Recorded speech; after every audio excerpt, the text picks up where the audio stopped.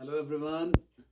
So today I've come up with one topic from class 11. I keep coming with certain topics of physics. So today I've come up with one of the topic from class 11 physics. So the topic that we are about to discuss is cross product और vector product of vectors. सो आज हम क्या करने वाले हैं, cross product या फिर vector product of vectors. मैं सीधा फॉर्मूला लिख दूंगा, पहले एक्सप्लेन उसके बाद करूंगा कि आपके पास वो फॉर्मूला आया कहाँ से है, कैसे कैसे हम उसको लिखने वाले हैं, किस तरह से हम उसके क्वेश्चन सॉल्व करने वाले हैं, वो सब चीज़ें उसके बाद डिस्कस करेंगे.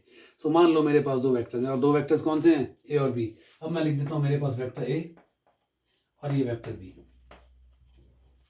दोनों वेक्टर्स मैंने लिख दिए हैं. अच्छा, सबसे मज़ेदार चीज़ पता क्या है, क्लास 11 में आके तुम लोगों को ये पता लगेगा, हम लोगों को ये पता लगता है कि प्रोडक्ट जो होता है दो तरह का होता है. कौन सा? एक होता है स्केलर प्रोडक्ट, एक होता है वेक्टर प्रोडक्ट. स्केलर प्रोडक्ट को हम डॉट प्रोडक्ट भी कहते हैं और वेक्टर प्रोडक्ट को हम क्रॉस प्रोडक्ट भी कहते हैं. तो मैंने लिख रखा है क्रॉस प्रोडक्ट और वेक्टर प्रोडक्ट.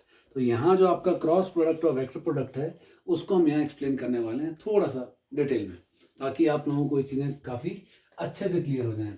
यहाँ मैंने लिख दिया है ए वेक्टर क्रॉस बी वेक्टर, ए वेक्टर क्रॉस बी वेक्टर. अब इसको मैं लिख सकता हूँ कैसे, मैं आपको बताता हूँ. इसका फॉर्मूला जो बनता है आपके पास, it becomes equal to mod A mod B. Cross product में आपके इन दो वेक्टर्स के बीच में एक पर्टिकुलर एंगल रहता है, मान लीजिए एंगल है थीटा. तो आपका वो एंगल बन जाता है साइन ऑफ थीटा और साथ में आता है एन कैप. हर एक चीज़ के रिगार्डिंग थोड़ा थोड़ा चीज़ें आपको पता होनी चाहिए और यहाँ से पता लगने वाली है. अब मैं ये फॉर्मूला को एक्सप्लेन करने वाला हूँ आप लोगों को. अब ये फॉर्मूला एक्सप्लेन कैसे होगा वो समझने वाली चीज़ है. मैं यहाँ आपके पास एक वेक्टर पहले ए ले लेता हूँ, मान लीजिए कोई वेक्टर ए है, यहाँ एक वेक्टर बी ले लेता हूँ. I have taken two vectors. अब मैं मान लेता हूँ इन दो वेक्टर्स के बीच में एंगल क्या बन गया है, थीटा एंगल बन गया है. Please try and understand. अब written mod A mod B sine theta into N cap. इसको मैं ऐसे भी लिख सकता हूँ, I can write it to be mod A का मतलब होता है सिंपल ए. अब ए के ऊपर वेक्टर नहीं है, अगर मैग्नीट्यूड के अंदर मॉड के अंदर ए के ऊपर वेक्टर लगा है तो मॉड ए वेक्टर मींस ए, वो एक ही बात है. मॉड बी वेक्टर का मतलब बी, साथ में क्या लिख दिया है, साइन थीटा एन कैप. अब मुझको समझ आ गया, मेरे को बताना क्या है, क्रॉस प्रोडक्ट के बारे में. किसके? ए क्रॉस बी. मैं कहाँ से कहाँ जा रहा हूँ, ए से बी जा रहा हूँ. तो मैं यहाँ एक लाइन ड्रॉ कर लेता हूँ, मैं ए से बी जा रहा हूँ, A to B, A cross B, A से B, A B sine theta N cap. अब एन कैप क्या इंडिकेट करता है, कैप लगा है तो यूनिट वेक्टर है. यूनिट वेक्टर क्या बताता है, डायरेक्शन.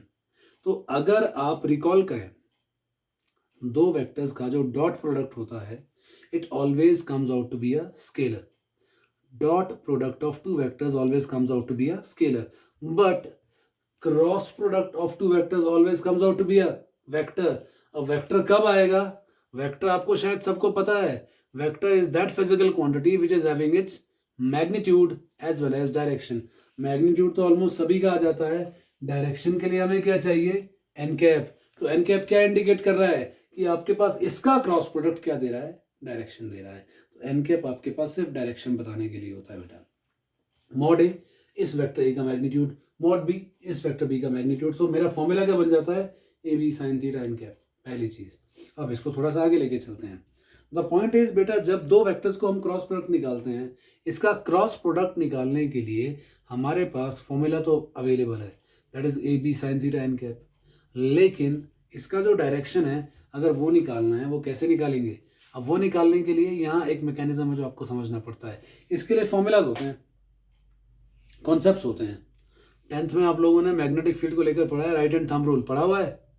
उस राइट हैंड थंब रूल को हम यहाँ अप्लाई करते हैं जब हम क्या करते हैं बेटा, क्रॉस प्रोडक्ट करते हैं. और ये बड़ा मजेदार सा कॉन्सेप्ट है और ये आपको सिर्फ 11th में यूज नहीं होता बेटा, 12th में even in your high classes you come to know कि आपको ये कैसे कैसे अप्लाई करना है और किस किस तरह से अप्लाई करना है. समझ आ रहा है. दूसरा, यहाँ एंगल थीटा है. अब तुम बोलोगे यार ए और बी के बीच में एंगल तो ये भी बन रहा है, ये कितना बन गया है, 360 माइनस थीटा. तो आप अगर कंपेयर करो थीटा और 360 माइनस थीटा में छोटा एंगल कौन सा है, थीटा. हर बार एंगल कौन सा कंसिडर करते हो, तो छोटा एंगल है. अदरवाइज क्या करते, ए से भी तो यहाँ से भी जा रहे हैं, यहाँ से भी जा रहे हैं. लेकिन मैंने यही क्यों लिया, क्योंकि 360 माइनस थीटा और थीटा में छोटा एंगल कौन सा है, थीटा. हर बार ये एंगल आएगा. समझ आ रहा है. ये पहली चीज है. तो इसीलिए आपके पास साइन थीटा ये एंगल है, otherwise I would have written sine of 360 minus theta, पहला पार्ट. दूसरा, अब आते हैं किस पर, एन कैप पर. मेरे पास दो वेक्टर्स हैं, excuse me, I've got two vectors. This is vector A, this is vector B. Vector A, vector B. अब ये दोनों एक प्लेन में है. मान लीजिए आपका ये x है, ये y है. तो ये दोनों किस प्लेन में जा रहे हैं? एक्स वाई प्लेन में जा रहे हैं. अब इस प्लेन के लिए आपके पास वेक्टर परपेंडिकुलर कौन से होंगे? तो एक वेक्टर जो इसका परपेंडिकुलर होगा वो या तो ऊपर को होगा, एक वेक्टर जो इसका परपेंडिकुलर होगा वो या तो नीचे को होगा. दो ही वेक्टर जो इसके परपेंडिकुलर हो सकते हैं. अब मुझको समझना क्या है, मैं A to B जा रहा हूं या B to A जा रहा हूं. तो वो एक चीज बहुत ही जरूरी है आपको समझने के लिए. जब मुझे A से B जाना है, A से क्रॉस B करना है, A क्रॉस B करना है, तो राइट हैंड थंब रूल क्या बोलता है? 10th में आप पढ़ते हो, if I can hold a current carrying wire, suppose this is a current carrying wire, इसको मैंने अपने राइट हैंड की पाम में पकड़ लिया है. If I can hold a current carrying wire in the palm of right hand so that thumb points in the direction of current, curl of the finger give direction of magnetic field.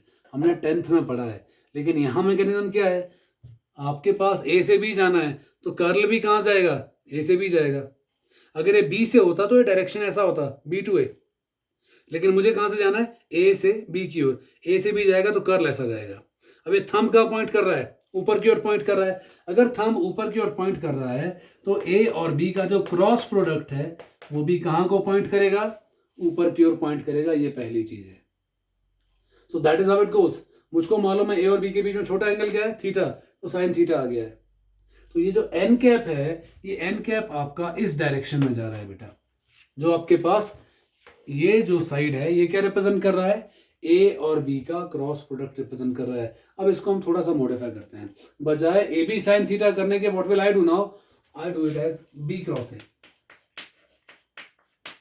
B cross A करते हैं. अगर हम इसको B cross A करते हैं, it will become mod B mod A. Now the point is this was n cap in that direction. अभी मैं unit vector नहीं लिखूंगा, मैं क्रॉस चेक करूंगा, फिर उसके बाद यहां पर यूनिट वेक्टर लिखूंगा. अब यहां पर एंगल तो वही आएगा. इन दोनों के बीच में एंगल क्या? थीटा. अब क्रॉस प्रोडक्ट में हर बार एंगल क्या था? Sign theta. तो यहां पर डायरेक्शन के लिए जो यूनिट वेक्टर आता है बेटा, अभी यही लिखने वाला हूं मैं. वो कब लिखूंगा? जब मैं ये क्रॉस प्रोडक्ट आपको समझा दूंगा. अब यहां क्या होने वाला है? अब इस बार आप A से B नहीं जा रहे हो, अब आप B से A जा रहे हो. अब B से A जा रहे हो. अगर B से A जा रहे हो तो आपका जो थंब रूल है, थंब रूल के हिसाब से आप A से B जाओगे. यहां से यहां जाओगे तो A से B जाओगे. आपको कहां से जाना है? B से A. तो थंब को ऐसे इन्वर्ट करना पड़ेगा. अब ये B है, ये A है, B से A जाओगे तो थंब का पॉइंट करेगा डाउनवर्ड. डाउनवर्ड पॉइंट करेगा तो ये आपके पास किसका डायरेक्शन आ गया है? B क्रॉस A का. अगर यूनिट वेक्टर ऊपर को n कैप है तो नीचे को कौन सा यूनिट वेक्टर आ जाएगा? नीचे के लिए आपका यूनिट वेक्टर आ जाएगा minus of n cap. Unit vector comes out to be minus of n cap. तो मैं यहां लिख दूंगा माइनस ऑफ n कैप. तो this will become equal to B A sin theta with a negative sign and n cap. तो अब अगर compare करता हूं, A का मैग्नीट्यूड है, यहां भी A का मैग्नीट्यूड है, यहाँ B का मैग्नीट्यूड है, यहाँ भी B का मैग्नीट्यूड है, यहाँ भी साइन थीटा है, यहाँ भी साइन थीटा, यहाँ भी n कैप है, यहाँ भी n कैप है. डिफरेंस किस चीज का आ रहा है? माइनस के साइन का. तो एक वर्टिकली अपवर्ड जा रहा है, एक वर्टिकली डाउनवर्ड जा रहा है. तो मतलब क्या हुआ? A क्रॉस B ऊपर को जा रहा है, B cross A vertically downward जा रहा है. तो यहां से मुझको जो पहली चीज पता लगती है बेटा, वो ये पता लगता है कि आपके पास कहीं पर भी अगर आपको क्रॉस चेक करना है, A cross B will always be equal to minus of B cross A. अब ये माइनस का साइन क्यों आया? क्योंकि आपके पास ये टर्म और ये टर्म तो सेम है. डिफरेंस किसका आ रहा है? इस माइनस के साइन का. बिकॉज बाकी सब चीजें तो मैग्नीट्यूड की फॉर्म में है. N cap is the only term with direction. N cap यहां भी है, यहां भी है, लेकिन डायरेक्शन के लिए एक और टर्म आ रही है, प्लस और माइनस का साइन. प्लस इंडिकेट कर रहा है ऊपर जा रहा है, माइनस इंडिकेट कर रहा है नीचे. तो आपके पास A cross B comes out to be minus of B cross A. तो ये आपके पास पहला कॉन्सेप्ट है क्रॉस प्रोडक्ट ऑफ वेक्टर्स को लेकर. आई होप ये चीज इंट्रोडक्शन की फॉर्म में आप लोगों को समझ आ गई है. अगर A cross B is equal to minus of B cross A, इसका मतलब क्या है? मैथमेटिक्स में हम एक प्रॉपर्टी पढ़ते हैं, कम्यूटेटिव प्रॉपर्टी. याद है आप लोगों को? A plus B is equal to B plus A. याद आया बेटा? वैसे ही A cross B is equal to B cross A तो कम्यूटेटिव है. लेकिन अगर A cross B B cross A के इक्वल नहीं है तो हम क्या बोलते हैं? वो कम्यूटेटिव नहीं है. और मुझको दिख रहा है A cross B AB sine theta n cap आता है, और B cross A minus A B sine theta N cap आता है। अगर माइनस का साइन आएगा तो जाहिर सी बात है डायरेक्शन ऑपोजिट हो जाएगा।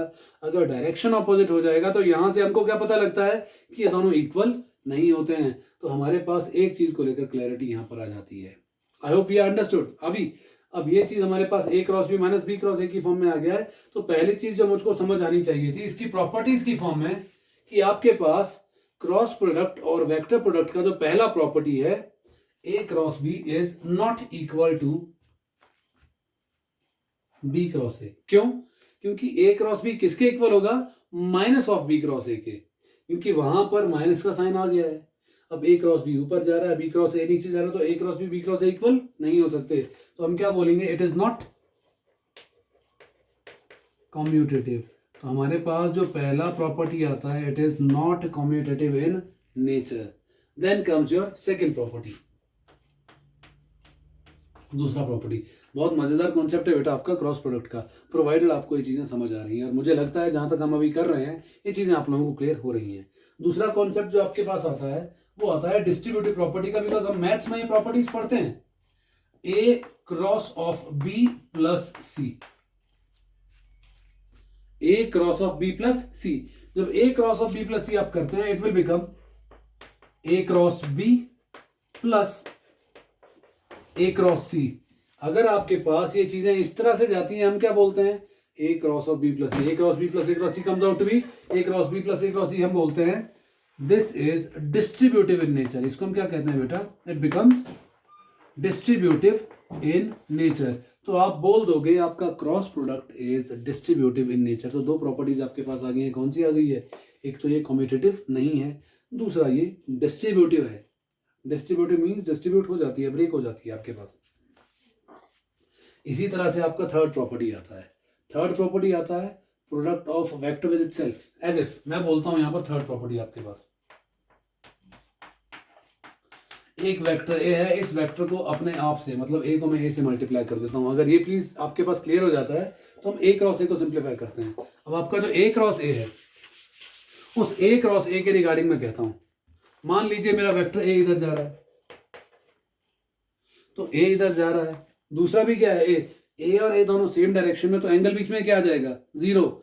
अगर ए और ए के बीच का एंगल जीरो आ जाएगा तो आप क्या बोल देंगे?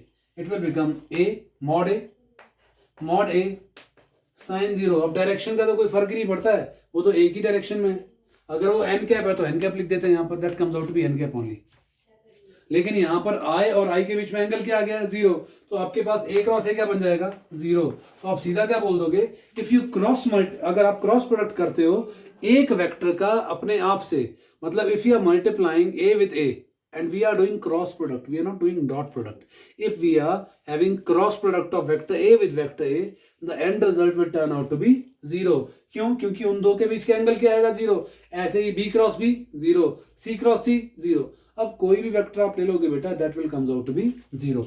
अब अगर मैं इसी चीज को थोड़ा सा एक्सटेंड करता हूं, मैं इसको यूनिट वेक्टर की फॉर्म में एक्सटेंड करता हूं।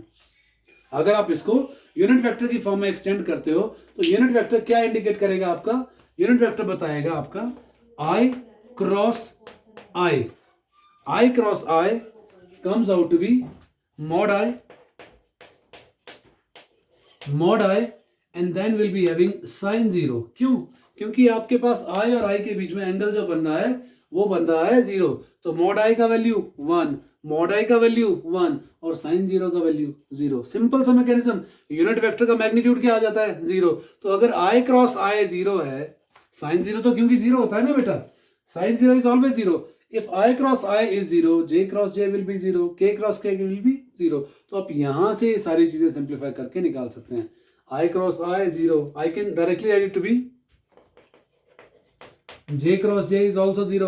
That same way K cross K is also 0. Reason क्या है? क्योंकि इन सब के बीच में एंगल क्या बन रहा है भाई? Sine zero, that is coming out to be 0। तो इनका सबका क्रॉस प्रोडक्ट क्या बनने वाला है? 0 बनने वाला है। There is no confusion at all about it, because बहुत बेसिक सा मैकेनिज्म है। हम आसानी से इसको ब्रीफ कर सकते हैं और आसानी से इसको समझ सकते हैं। आपके पास जो प्रॉपर्टीज की फॉर्म में चीजें आती हैं। अब इसके बाद नेक्स्ट प्रॉपर्टी आती है ये वाली।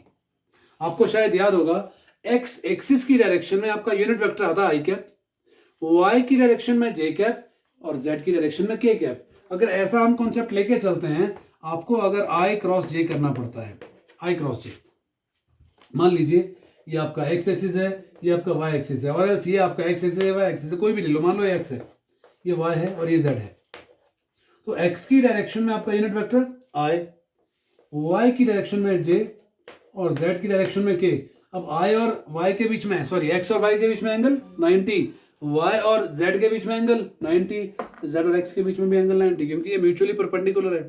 स्पेस कब बनता है? when x and y are mutually perpendicular, y and z are mutually perpendicular, z and x are also perpendicular to each other, so all these three axes are mutually perpendicular.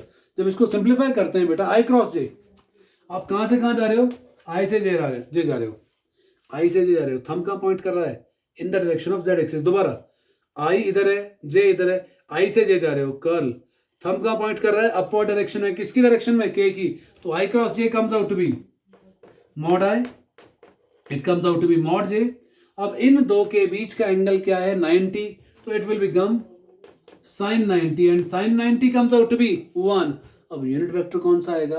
अरे भाई जिस direction में thumb point कर रहा है वो क्या है? k, तो आंसर क्या आ गया यहाँ पर? k cap. अब यूनिट वेक्टर का मॉड 1, i का भी j का भी 1, sin 90 1, 1 into 1 into 1, 1 into k comes out to be k cap. तो I cross J will always comes out to be K cap. बड़ा सीधा सा मैकेनिज्म है, विदाउट एनी कंफ्यूजन आप इस कॉन्सेप्ट को रिलेट कर सकते हो बेटा। अगर आपको कहीं पर भी कंफ्यूजन होता है, you can rewind the video और आप इसको दोबारा देख सकते हो, आपको क्लियरली ये चीजें पता लग जाएगी। I cross J comes out to be K। अब इसको थोड़ा आगे ले जाते हैं। I'll do one more time as if I've got J, I've got K। सीधा मैकेनिज्म है, mod of J, mod of K, mod J mod के। अब जे और के बीच में भी एंगल क्या है? 90, तो बन जाएगा sin 90। अब आता है तीसरा चीज, यहां पर आता है एंगल, आपके यूनिट वेक्टर।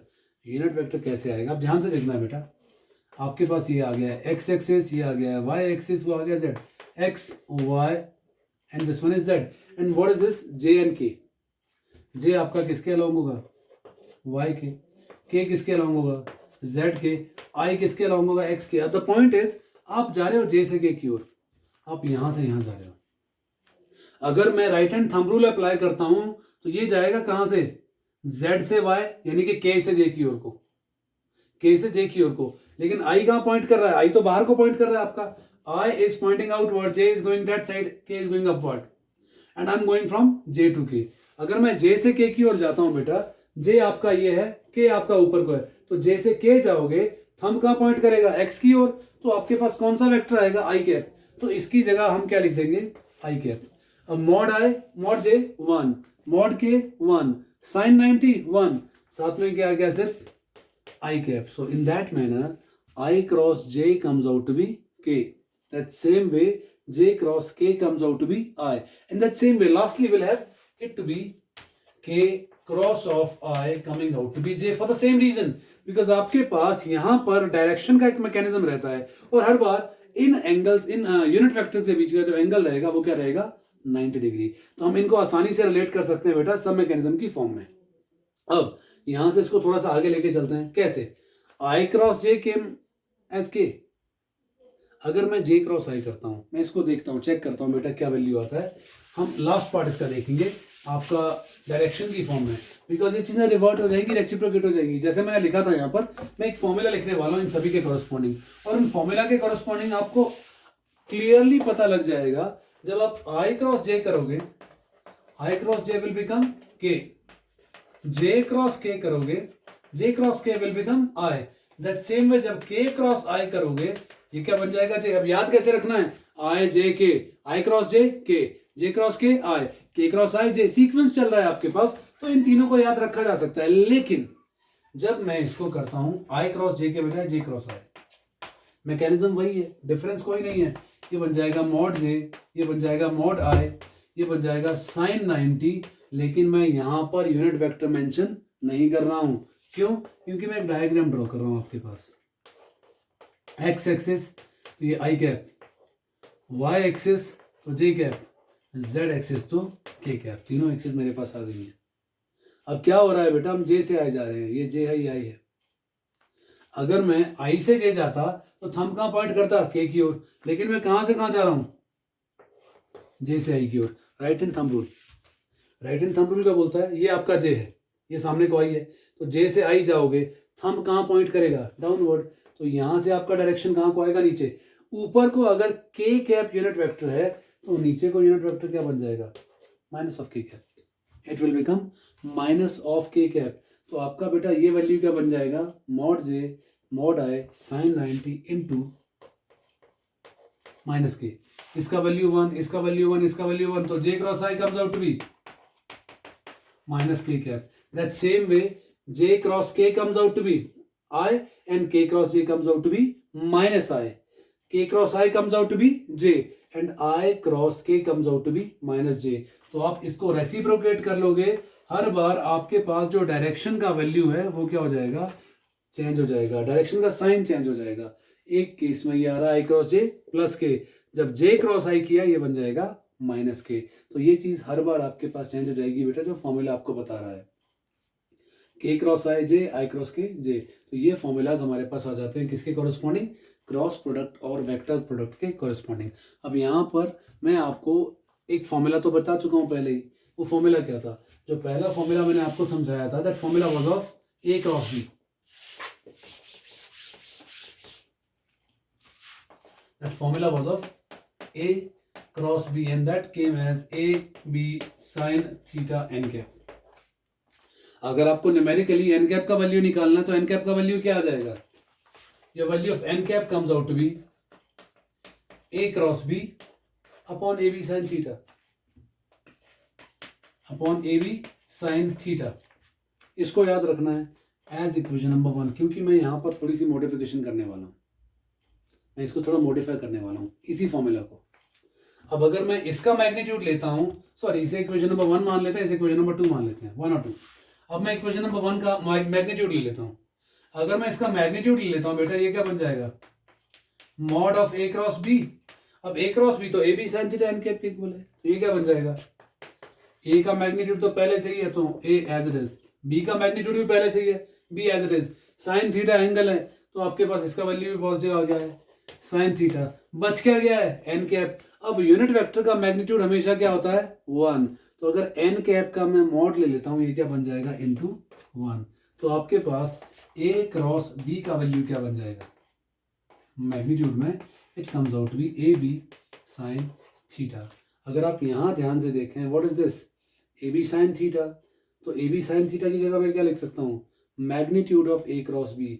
तो जब भी आपको यूनिट वेक्टर का वैल्यू निकालना है तो आप क्या करेंगे, पहले उसका क्रॉस प्रोडक्ट निकालेंगे, that is A cross B, उसको किससे डिवाइड कर देंगे, will divide that by magnitude of A cross B. तो this is your one more formula, first formula was A B sine theta N cap, second is A cross B upon mod of A cross B. Now the third formula जो आपको cross product में करने को मिलता है, that is जब आपको sine theta का वैल्यू निकालना होता है। अब मुझे साइन थीटा का वैल्यू निकालना है तो मैं इस इक्वेशन को चूज करूंगा, mod of A cross B was A B sine theta, तो अगर मुझे साइन थीटा निकालना है, साइन थीटा क्या बन जाएगा, it will become equal to mod of A cross B upon A B. अब मैं चाहे तो इसको ए बी करके छोड़ दूं या फिर मॉड ए मॉड बी करके लिखूं, वो मेरी मर्जी है। So you can have certain formulas for your cross product. तो first formula was a cross b is equal to ab sin theta n cap, second formula was n cap को निकालने का, यूनिट वेक्टर निकालने का, a cross b upon mod of a cross b, third formula was of sin theta, that is mod of a cross b upon mod a mod b। अब इनके basis पर you find a lot of numericals, so I'll be coming up with one more video on your cross product which will be including certain examples, a few examples within which we'll be finding out cross product, we'll be finding out n cap, we will be finding out sine of the angle between certain vectors, these two vectors, whatever vectors will be given to you, a b p q r s or whatever vectors will be given to you. So I hope the concept that is discussed with you people in terms of cross product is clear. If it is not, please go through this video one more time. That's all from my side. Thank you. And there's one thing that I was always sharing in all my videos, that is to like, please like, share and subscribe my channel. Thank you.